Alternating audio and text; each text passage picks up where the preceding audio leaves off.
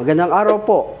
Hangad ko kayo po ay nasa mabuting kalagayan ngayon. Espesyal po ang episode na ito dahil ito po ay napapanahon. Ngayong araw ay nais kong ibahagi sa inyo ang 25 na pinakamahalagang mga bagay na dapat nating ipunin bilang paghahanda bago pa man dumating ang isang bagyo o sakuna dito sa Pilipinas. Ito ang inyong Kuya Tek para sa Kuya Tek. Anong latest? Sa nakalipas ng ilang linggo, halos nagsunod-sunod ang mga bagyo ang pumasok sa ating bansa. Ilan dito ay nag-iwan ng malaking pinsala sa agrikultura, kabuhayan, ari-arian at buhay. Tropical Storm Christine, Super Typhoon Leona, Tropical Storm Marce, Bagyong Nika, Typhoon Ophel, At Pipito. Ilan lamang sa mga bagyong humagupit sa ating bansa.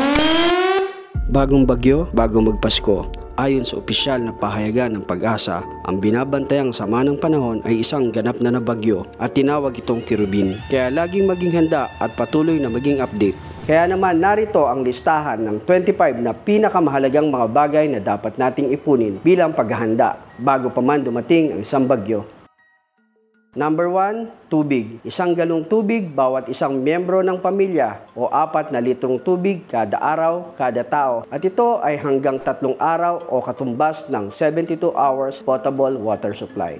Hindi nabubulok na pagkain katulad ng mga easy open can, dilatang pagkain, dry fruits, peanuts, energy bars at MRE o meals ready to eat. First aid kit kasama ang mga band-aid, antiseptic wipes at gamot. Kabilang dito ang mga prescribed medicine at maintenance kung mayroon man. Mga flashlight, battery operated o hand crank flashlight at magsama ng ekstrang baterya. Portable phone charger o battery power bank para panatilihing may karga o gumagana ang iyong mga devices. Battery powered radio upang makatanggap ng mga updated na balita sa radyo at maging alerto.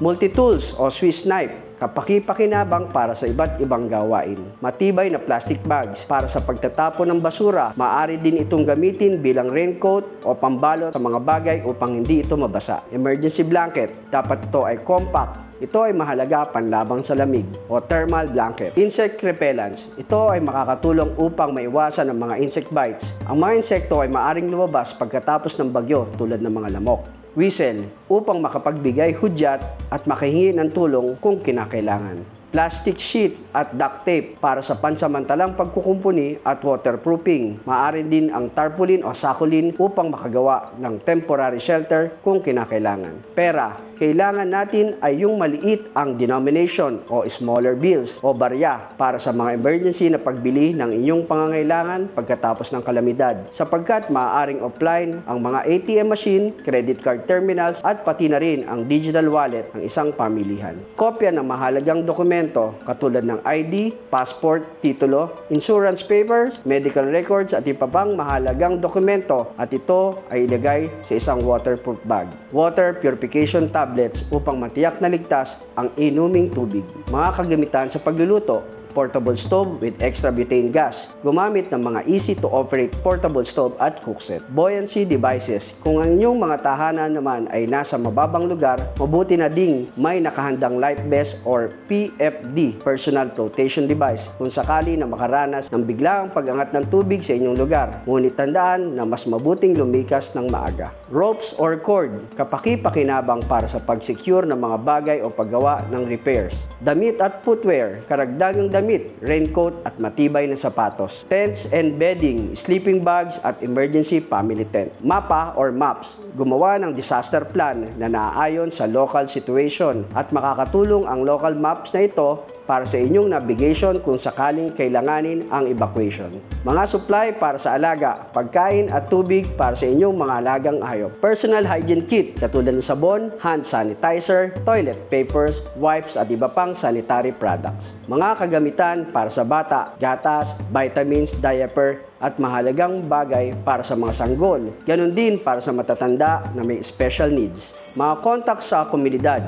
listahan ng mga kapitbahay at local na emergency katulad ng municipal or barangay emergency hotline.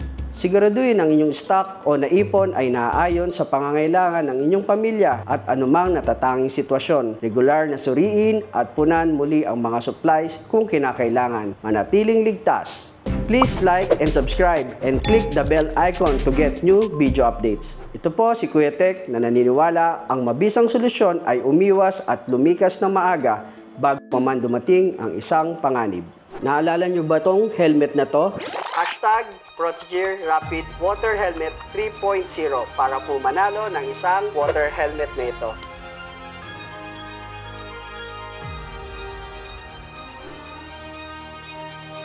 Congratulations nga pala kay Mr. Jonel Ong Nakaba. Siya po ang nanalo ng helmet na ito.